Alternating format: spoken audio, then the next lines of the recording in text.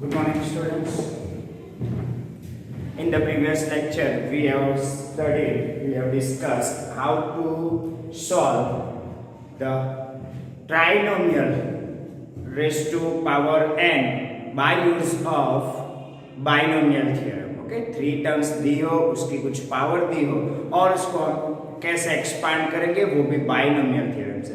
तो किसी भी 2 टर्म को एक टर्म कंसिडर कर लेंगे, फिर उसको एक्सपांड करेंगे, फिर जो 2 टर्म थी उसकी भी कुछ पावर होगी, उसको फिर से बाइनोमियल थ्योरम से एक्सपांड, मतलब बाइनोमियल के एक्सपांशन में अगर ट्राइनोमियल है मतलब है कि 3 टर्म्स है तो भी हम एक्सपांड कर सकते हैं थोड़ा एज्यूम करके, और फिर से दूसरी बार भी बाइनोमियल थ्योरम जब लगाना पड़े तो हम लगा लेते हैं। क्लियर? अब बात करते हैं नेक्स्ट क्वेश्चन की। ये क्वेश्चन है exercise 8 question number 4। If a and b are distinct integers, दोनों अलग अलग इंटीजर्स दिए, डिस्टिंक्ट का मतलब different integers, prove that a minus b is a factor of a raised to n minus b raised to n। चलो, a minus b is the factor of a raised to n minus b raised to n, ऐसा हमको prove करना है। इसका मतलब ये हुआ कि a minus b is the factor of a raised to n minus b raised to n का मतलब ये होता है कि a raised to n minus b raised to n is divisible by a minus b। मान लो कि 2 is a factor of 6, इसका मतलब ये हुआ कि 6 is divisible by 2। 4 is the factor of 12, then 12 is divisible by 4। और इस टाइप के हमने क्वेश्चन किए हैं डिविजिबल बाय सम 64, याद आओ, डिविजिबल बाय 25 और डिविजिबल बाय 25 लीव्स रिमाइंडर 1, ऐसा कुछ क्वेश्चन था। तो उसमें हमने क्या किया था, 25 इंटू लैम्डा कुछ लाने की कोशिश की। किसी भी नंबर से डिवाइड करने के बाद जो भी नंबर मिलता है वो उस फैक्टर के फॉर्म में लिखते हैं हमने। 25 इंटू लैम्डा मतलब इज डिविजिबल बाय 25, ऐसा कुछ था। फिर एक क्वेश्चन था 64 इंटू लैम्डा मतलब डिविजिबल बाय 64, वैसा ये क्वेश्चन है। और इस क्वेश्चन में आपको हिंट दी हुई है, take a raised to n equals to a minus b plus b raised to n, मतलब कि a raised to n की जगह पे हम लिखेंगे a minus b plus b raised to n, minus b plus b add subtract किया है, बाकी कुछ नहीं। ऐसा क्यों करने का वो भी बता दो। हमको क्या चाहिए, कौन सा फैक्टर चाहिए, a minus b। याद करो उस लेक्चर में हमने बताया था कि 25 से डिविजिबल है तो हमको 25 कॉमन लेना पड़ेगा, और 25 को कॉमन लेने के लिए क्वेश्चन था शायद 6 रेज़ टू n वाला था। तो 6 रेज़ टू n को हम 2 टर्म में डिवाइड करते थे 1 प्लस 5। वैसे तो हम बहुत तरीके से कर सकते हैं 3 प्लस 3 2 प्लस 4, पर हमने 1 प्लस 5 ही क्यों चूज किया, क्योंकि 25 5 के पावर में आ जाता है। 5 रेज़ टू 2 5 रेज़ टू 3 में भी 25 होता है, मतलब कि 5 की पावर में आ जाता है इसलिए। वैसे 9 रेज़ टू n प्लस 1 वाला क्वेश्चन था, उसमें भी हमने 9 को डिवाइड किया 1 plus 8 raise to n plus 1 में, क्योंकि हमको 64 चाहिए था, तो 8 के मल्टीपल में 64 आता है। क्लियर? तो वैसे ही a raise to n minus b raise to n के लिए हमको क्या करना पड़ेगा, a रेज़ टू n को ऐसे लिखो जिसमें एक फैक्टर a माइनस b हो। तो here a raised to n can be written as a minus b plus b raised to n। a raised to n को मैंने लिखा a minus b plus b raised to n, मतलब कि a minus b लाने की कोशिश की। हो गया? क्यों लाया? क्योंकि हमको प्रूव करना है कि वो फैक्टर है उसका। क्लियर? चलो हम a raised to n का एक्सपांड करेंगे, वो भी इस तरीके से लिख के a minus b plus b raised to n, और ये तो ट्राइनोमियल हो गया, 3 टर्म्स हो गए, तो हम इन 3 टर्म्स को एक्सपांड कर सकते हैं। इसको एक टर्म मान लो, इसको दूसरी टर्म मान लो, पावर तो n है ही। ओके, तो हम इसको एक्सपांड करने के लिए क्या लॉजिक लगाते हैं, समझ में आ गया? तो हम इसको एक्सपांड करने के लिए हम compare it with a plus b raise to n, इसको ये मान लो, इसको b मान लो, मतलब कि a की जगह पे a माइनस बी लूंगा मैं, b की जगह पे b और n की जगह पे n लेता हूं। क्लियर? ये हो गया a b और n। Now by using binomial theorem, तो बायनोमियल थ्योरम यूज करना पड़ेगा। तो by using binomial theorem, right down binomial theorem first. First right binomial theorem. Binomial theorem क्या है? a plus b raised to n equals to nc0 a raised to n b raised to 0 plus nc1 a raised to n minus 1 b raised to 1 plus up to ncn a raised to 0 b raised to n। जितनी speed में बोलता हूँ उतनी speed में लिखता भी। समझ में आई बात? तो आप इतनी प्रैक्टिस करो कि आप जितनी स्पीड में बोल सको उतनी स्पीड में लिख सको। Clear? Practice is more important for speed. Clear हो गया ये बायनोमियल। अब इसको वैल्यू रखो, a की जगह पे a माइनस b, b की जगह पे b और n की जगह पे n। ये हो जाएगा a plus b whole raise to n, मतलब ये था a रेस टू n और इसको हमने लिखा a minus b plus b raise to n और हम इसको एक्सपांड करते हैं nc0 a minus b raise to n b raise to 0 plus nc1 a minus b raise to power क्या होगी? कम होगी a माइनस b की, a minus b raise to n minus 1 और b रेस टू 1 प्लस ऐसे ही next step में क्या होगा? nc2 a minus b raise to n minus 2 b raise to 2 plus next step में क्या होगा? nc3 a minus b raise to power n minus 3 b raise to 3 और वैसे ही चलता जाएगा।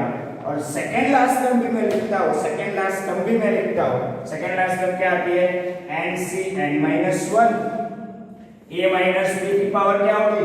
1 होगी, लास्ट में 0 होगी और b की पावर n - 1 होगी, जो यहाँ होगा वही होगी। देखो 3 है तो 3 है, ये 3 है तो n - 3, ये n - 1 है तो n - 1 मतलब 1 बचेगा और प्लस लास्ट में nc(n) a minus b raise to 0 और b रेस टू n, ये लास्ट वाली टर्म है। समझ में आया बच्चों बात? अब इसको थोड़ा एक्सपांड करके लिख लेते हैं, तो ये हो जाएगा a raise to n, therefore a raise to n equals to nc0 तो मैं लिख सकता हूँ 1 a minus b raise to n into 1, मतलब ये हो गया a minus b raise to n plus nc1 को मैं n लिख सकता हूँ n into a minus b raise to n minus 1 into b।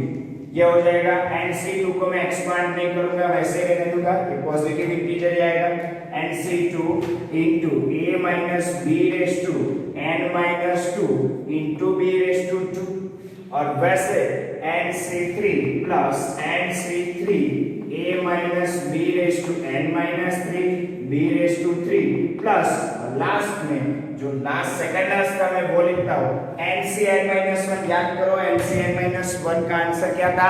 n, तो ये हो जाएगा n into a minus b raise to 1 into b raise to n minus 1 n a minus b into b raise to n minus 1। ये हो जाएगा nCn 1 ab1 इसकी power 0 है और ये है plus b raise to n। हो गया यहाँ तक? चलो अब बच्चों हमें क्या चाहिए? a raise to n minus b raise to n चाहिए। एक काम कीजिए, यहाँ पे राइट हैंड साइड पे plus b raise to n है, उसको उठा के लेफ्ट हैंड साइड पे ले लीजिए, तो ये हो जाएगा a raise to n minus b raise to n which is equals to पूरी टर्म्स लिख दो a minus b raise to n plus n into a minus b raise to n minus 1 into b plus nc2 into a minus b raise to into a minus b raise to n minus 2 b raise to 2 plus ऐसे ही चलता जाएगा nc3 a minus b raise to 3 और b raise to 3 plus up to last second last term लिखो। Second last term इसकी क्या होगी? n into a minus b और b की पावर n माइनस 1 और b रेस टू n वाली जो टर्म थी वो तो लेफ्ट हैंड साइड पे चली गई। अब बच्चों यार यहाँ पे a minus b raise to n है, इस टर्म में भी a minus b raise to n minus 1, इस टर्म में भी a माइनस बी है, ये टर्म में भी है, बीच में भी जितनी भी टर्म्स है उसमें a माइनस बी होगा, उसकी पावर धीरे धीरे डिक्रीज होती है और लास्ट के टर्म में भी a माइनस बी है। इसका मतलब ये हुआ कि मैं हर एक टर्म से a माइनस बी कॉमन ले सकता हूँ, तो मैंने ले लिया a माइनस बी कॉमन और जो भी टर्म बची मैंने उसको ब्रैकेट में रख लिया। ब्रैकेट में क्या आएगा, a minus b raise to या पावर n थी, एक पावर मैंने कॉमन ले ली, मतलब a माइनस बी कॉमन ले लिया, क्या बचेगा, एक पावर कम हो जाएगी, यहाँ पे n माइनस 1 बचेगा, a minus b raise to n minus 1 बचेगा plus n into a minus b और ये भी एक पावर कम हो जाएगी, मतलब n माइनस 1 था, एक यहाँ पे कॉमन ले लिया तो एक पावर कम होके n माइनस 2 हो जाएगा इंटू b प्लस प्लस ये हो जाएगा nc2 a minus b raise to n minus 3, इसमें भी पावर कम होगी, प्लस b रेस टू 2, चलो इसमें भी पावर कम होगी, nc3 a minus b raise to ये है n माइनस 3, तो n माइनस 4 हो जाएगा और b रेस टू 3, b की पावर में कोई चेंज नहीं होगा और वैसे ही चलता जाएगा plus up to last term क्या होगी n into a minus b तो कॉमन आ गया, b raise to n minus 1 bracket close, हर एक टर्म से a माइनस बी कॉमन आ गया, मतलब जो भी टर्म अंदर थी a माइनस बी वाली उसकी पावर एक एक कम हो गए। चलो क्लियर यहाँ तक। अब हम इसको लिख सकते हैं a minus b into lambda, मैं इसको मान लेता हूं कि ये लैम्बडा है, ये लैम्बडा की वैल्यू है, सब पॉजिटिव टर्म्स है, ऐड होके भी पॉजिटिव टर्म्स आएगी, तो वेर ब्रैकेट में लैम्बडा, ये हाफ पोर्शन छोड़ दिया, मैंने हाफ पोर्शन से इस साइड लिखा, चलो तो ये हो जाएगा lambda equals to a minus b raise to n minus 1 plus n into a minus b raise to n minus 2 into b plus nc2 into a minus b raise to n minus 3 into b raise to 2 plus nc3 a minus b raise to n minus 4 into b raise to 3 और plus वैसे चलता जाएगा और last step रहेगी n into b raise to n minus 1, ये है हमारा lambda, but lambda belongs to capital N बराबर सेट ऑफ नेचुरल नंबर्स। इसका मतलब ये हुआ कि हम a raise to n minus a b raise to n को हम लिख सकते हैं a minus b into something lambda. इसका मतलब ये हुआ कि a raise to n minus b raise to n is divisible by a minus b, और हम ऐसा भी लिख सकते हैं कि a minus b is the factor of a raise to n minus b raise to n, ये a raise to n minus b raise to n का फैक्टर a माइनस b होगा। क्लियर, बात समझ में आ गई बच्चों? एक बार फिर से देख लीजिए क्वेश्चन, बहुत ही अच्छा क्वेश्चन है। वैसा ही एक और क्वेश्चन है, मैं एक एक्स्ट्रा क्वेश्चन दे रहा हूं आपको प्रूव करने के लिए, बराबर। तो क्वेश्चन है कि प्रूव दैट, एक्स्ट्रा क्वेश्चन है, prove that 5 raised to n minus 1 is divisible by 4। क्या करना है, 5 raised to n minus 1 को 4 से डिविजिबल ऐसा प्रूव करना है। तो जिसकी भी पावर दी है, मतलब कि 5 की पावर n दी है, हम उसको एक्सपांड करने की कोशिश करेंगे। 5 raise to n which is equals to, और उसको बाइनोमियल मतलब दो टर्म में बांट देंगे, दो टर्म में स्प्लिट करने के लिए वो भी ध्यान रखना पड़ेगा कि डिविजिबल बाय कौन से नंबर होता है। तो ये 4 दिया है, मतलब कि 5 को हम लिख सकते हैं 1 plus 4 raise to n, 1 plus 4 raise to n क्यों ऐसा लिखा, क्योंकि इसमें 4 आ जाता है, तो 1 प्लस 4 रेज टू n। अब कंपेयर करो इसको, compare it a plus b raise to n, a plus b raise to n, मतलब ये हो जाएगा a equals to 1, b equals to 4 और n is equals to n। अब बाइनोमियल थ्योरम यूज कीजिए, तो बाय यूजिंग बाइनोमियल थ्योरम, तो binomial theorem right down कीजिए। बाइनोमियल थ्योरम क्या है, a plus b raise to n equals to nc0 a raise to n b raise to 0 nc1 a raise to n minus 1 b raise to 1 plus up to ncn a raise to 0 b raise to n। याद रखो बच्चों, जब up to करके लिखते हो जो यहाँ term आती है ना, उसके आगे पॉजिटिव साइन है या फिर नेगेटिव जो भी होती है वो आपको लिखनी पड़ती है, मेंशन करनी पड़ती है।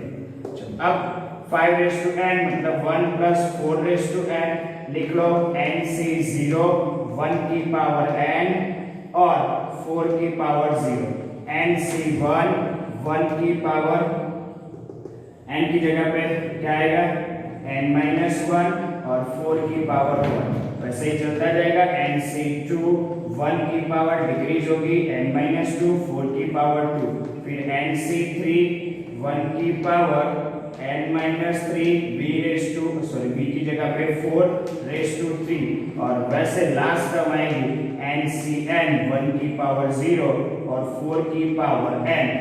अब इसको सिंप्लीफाई करके लिखोगे, ये हो जाएगा 5 raise to n 1 into 1 into 1 मतलब 1 प्लस nc1 n हो जाएगा ये 1 और into 4n प्लस nc2 और 4 raise to 2 plus nc3 4 raise to 3 और वैसे ही चलता जाएगा और लास्ट स्टेप में 4 रेज टू n।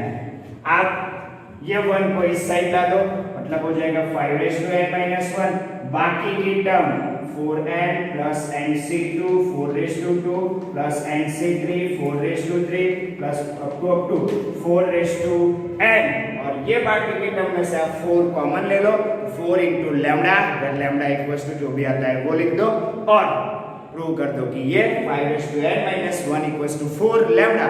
इसका मतलब ये हुआ कि 5 raise to n minus 1 is divisible by 4 और मल्टीपल ऑफ 4 और 4 is the factor of 5 raise to n minus 1। Clear बच्चों? तो आप ऐसे एक्स्ट्रा क्वेश्चन खुद से प्रूव कर सकते हो। मैंने आधा कैलकुलेशन कर दिया, थोड़ा बाकी है, आप खुद से कर दीजिए, फिर नेक्स्ट क्वेश्चन की ओर बढ़ते हैं।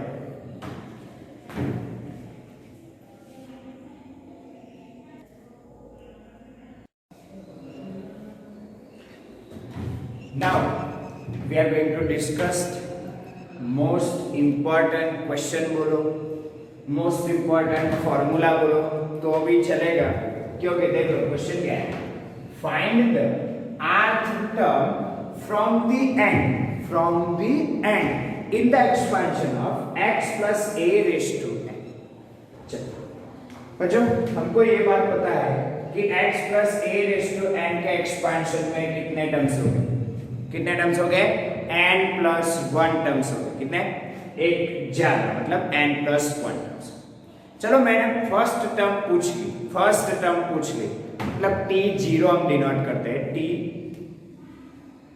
t1 फर्स्ट टर्म को क्या डिनोट करते हैं, t1। चलो t1 मैंने पूछ ली, तब r की जगह पे जनरल टर्म में, जनरल टर्म क्या होती है, tr plus 1 which is equals to ncr a raise to n minus r b raise to r, उसमें r की जगह पे 0 रख लोगे तो t1 फर्स्ट टर्म मिल जाएगी, बराबर। वैसे r की जगह पे 1 रखोगे तो सेकंड टर्म, r की जगह पे 2 रखोगे थर्ड टर्म। वो पूरा कैलकुलेशन किसी भी नंबर की टर्म कैलकुलेट करने के लिए हमने बनाया।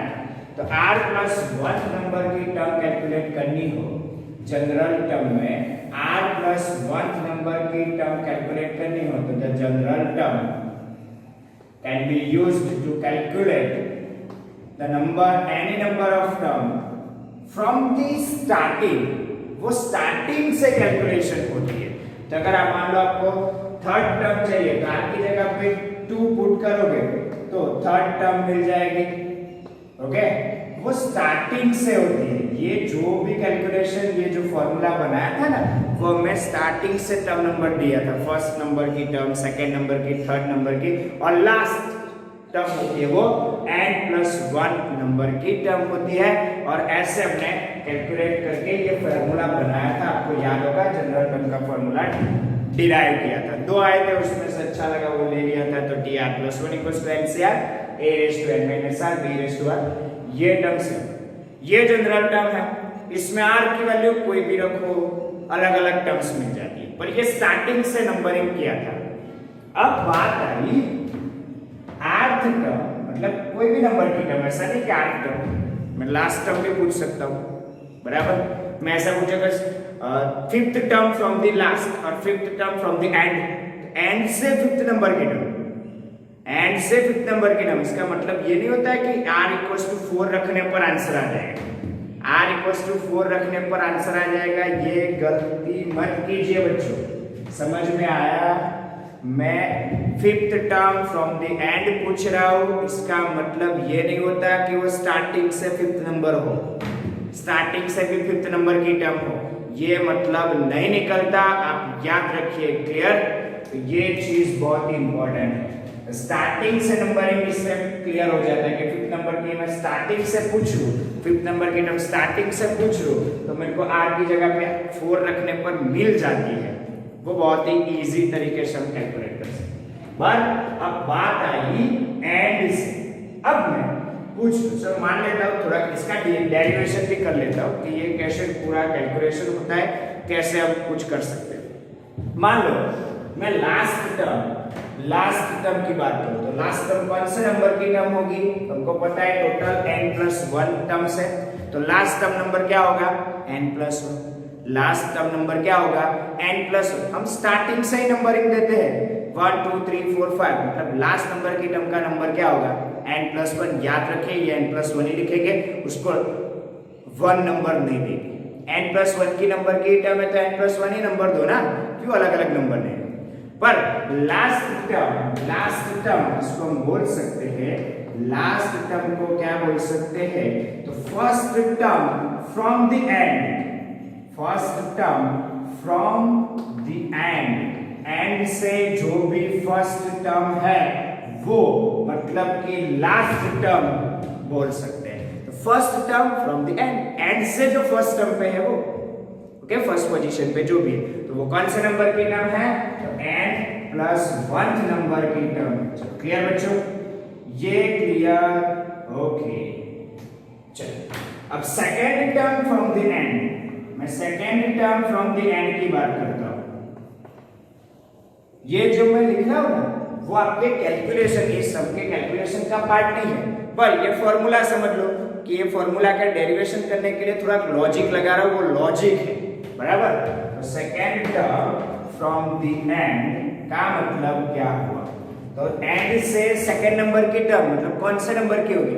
लास्ट, तो n+1 नंबर की टर्म, तो उससे आगे वाली टर्म कौन से नंबर की होगी?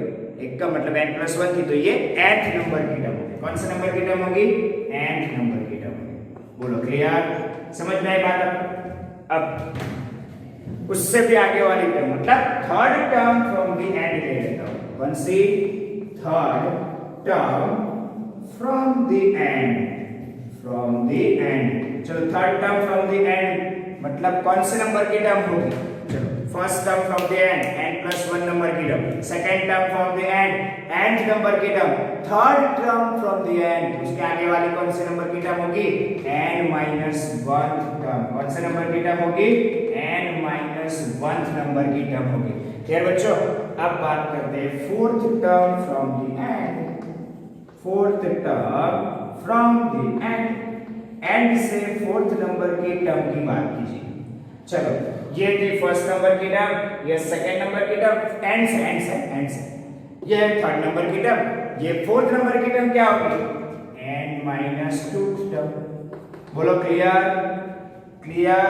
अब बात करता हूं fifth term from the end, fifth term from the end से फिफ्थ नंबर की टर्म निकालनी है मेरे को, तो क्या करना पड़ेगा, end minus third term, okay, n minus 3 number की टर्म हम लिख देंगे, एन माइनस 3 टर्म हो जाएगा fifth term.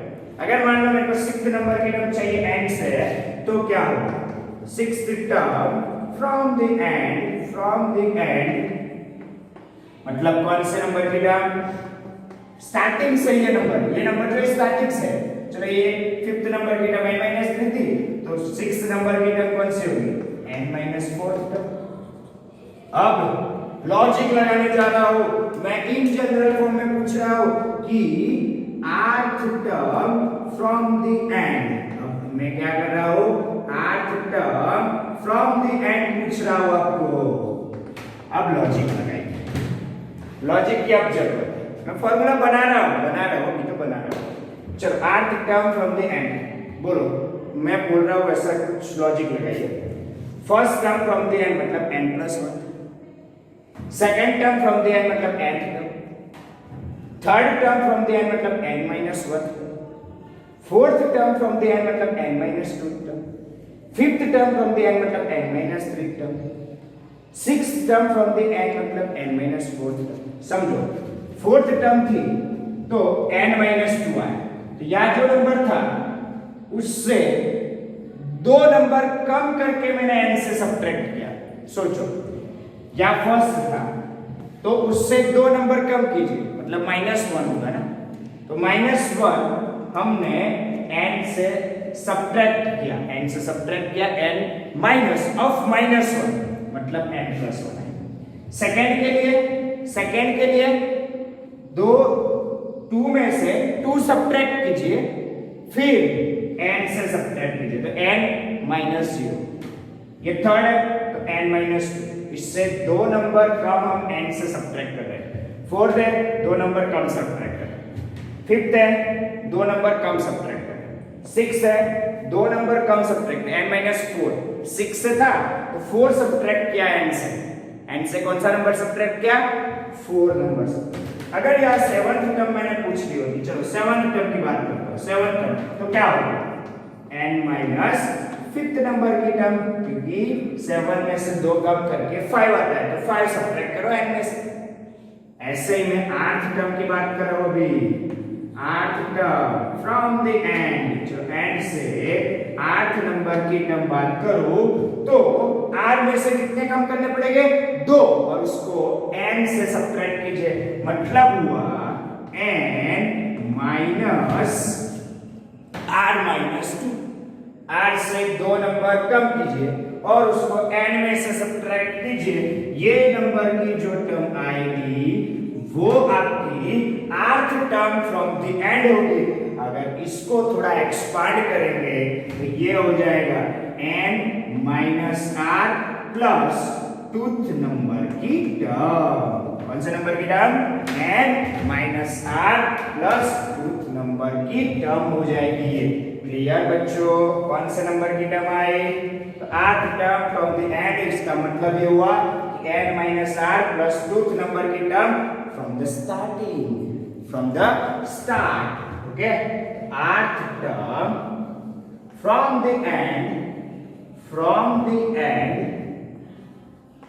which is equals to n minus r plus tooth term from the start or from start, okay, starting से ये number की term है। चलो अब ये फॉर्मूला है, r की वैल्यू डिफरेंट, चलो फर्स्ट टर्म r की जगह पे फर्स्ट 1 रखो तो n minus 1 plus 2, n plus 1 आ गया, 2 रखो, r की जगह पे 2 रखो, second term from the end मतलब r की जगह पे 2 तो n minus 2 plus 2 n term, third 3 रखो तो 3 मतलब n माइनस 1, 4 रखो n माइनस टू। समझ में आ गई बात? ये फॉर्मूला हो गया, ये याद रखो, ये फॉर्मूला है आपका rth term from the and. इसका मतलब होता है n minus r plus tooth number from the start. Starting से n minus r plus tooth number की टर्म निकालनी है। तो अब ये क्वेश्चन में क्या दिया है, x plus a raise to n के एक्सपेंशन में rth term from the end निकालना है। मतलब कि कौन से नंबर की टर्म निकालनी है, n minus r plus tooth number की टर्म निकालनी है। समझ में आ गया? तो ये फॉर्मूला है, लॉजिक है, याद रखिए। ये कैलकुलेशन आपको एग्जाम में दिखाने की जरूरत नहीं है, आप यहां से डायरेक्ट ये लिख सकते हो। ओके, अब बात करते हैं जनरल टर्म की। पहले जनरल टर्म अपडेट करते हैं। नाउ यहां से क्वेश्चन स्टार्ट होता है, क्वेश्चन यहां से स्टार्ट होता है, ना कि यहां से। ओके, ये तो लॉजिक हमने सीखा। नाउ क्या इसका एक्सपेंशन था, x plus a raise to n। तो पहले जनरल टर्म ऑब्टेन करते हैं, तो इसके लिए हमको कंपेयर करना पड़ेगा। तो compare it with a plus b raise to n। a equals to x, b equals to a और n equals to n। The general term, formula for the general term tr plus 1 equals to ncr a raised to n minus r b raised to r। a b और n की value अब general term में put कीजिए। a b और n की value अब general term में put कीजिए। तो n की जगह पे n c r, x raise to n minus r और a raise to r। a b और n की वैल्यू मैंने रखी। ओके, तो this is the general term. अब कौन से नंबर की टर्म चाहिए, now n minus r term, ये नंबर की टर्म चाहिए। n minus r plus tooth number की टर्म चाहिए। Now for this term, for n minus r plus tooth term, ये नंबर की टर्म आपको चाहिए। तो यहां जनरल टर्म में r की जगह पे इससे एक नंबर कम करके रखना पड़ेगा। क्यों सर, सेकेंड टर्म चाहिए तो हम r की जगह पे 1 रख देते, तो एक नंबर कम करके put r equals to n minus r plus 1। r की जगह पे क्या पुट कीजिए, n minus r plus 1 in the general term. General term में r की जगह पे क्या पुट करना है, n माइनस r प्लस 1। समझ में आया बच्चों? ये जनरल टर्म वो किस नंबर की टर्म चाहिए, n minus r plus tooth number की term, n minus r plus tooth number की टर्म। अगर वो नंबर की टर्म चाहिए, फिफ्थ नंबर की टर्म चाहिए, तो r की जगह क्या पुट करना पड़ता है, 4। थर्ड नंबर की चाहिए तो 2। तो वैसे ही ये नंबर की चाहिए तो एक कम, मतलब n minus r plus 1 in your general term. General term में ये वैल्यू पुट करके और ऑब्टेन करेंगे।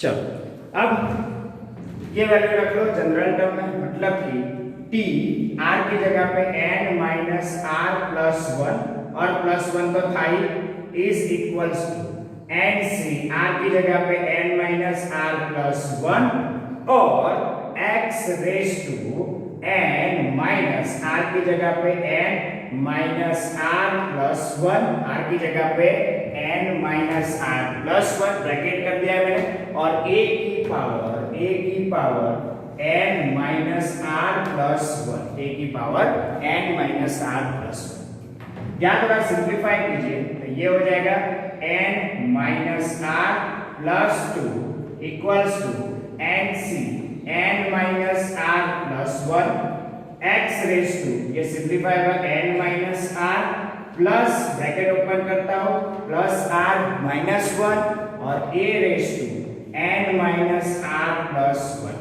फिर सिंप्लीफाई करके यहां लिखिए nc n minus r plus 1 x raise to n cancel r minus 1 a raise to n minus r plus 1। ये हो गई हमारी n minus r plus tooth number की term. This is the required rth term, ये rth number की term थी from the end, rth term from the end, okay. और starting से कौन से नंबर की term? It is the term n minus r plus tooth term, it is the n minus r plus tooth term from the start, n minus r plus tooth term from the start। Start से कौन से number की होगी? तो याद रखिए बच्चों, मैं पूछ लो कि fifth term from the and का मतलब क्या होगा? Fifth term from the and, तो r की जगह पे 5 रख लो, मतलब कि n minus 5 plus tooth term, n minus 5 plus tooth मतलब n minus third term find out करनी है। आपको ये चीज याद रखनी है। This is the important logic for JEE as well as गुजकैट, पर गुजकैट तो 12th में आती है, तो JEE याद रखिए। आर्थ टर्म फ्रॉम एंड, इसका मतलब क्या होता है? n minus r plus tooth term from start, तो स्टार्ट से ये टर्म होती है, बराबर। ये चीज याद रखिए आप JEE के लिए। तो आज के इस वीडियो में बहुत ही अच्छा लॉजिक और डिराइव किया फॉर्मूला। तो आज के इस वीडियो के लिए एक लाइक और कमेंट जरूर कीजिए, क्योंकि नया लॉजिक आपने सीखा और एक ही क्वेश्चन बाकी है, वो यही लॉजिक से सॉल्व होगा। हम वो क्वेश्चन नेक्स्ट डे सॉल्व कर देंगे। क्लियर बच्चों? Thank you very much.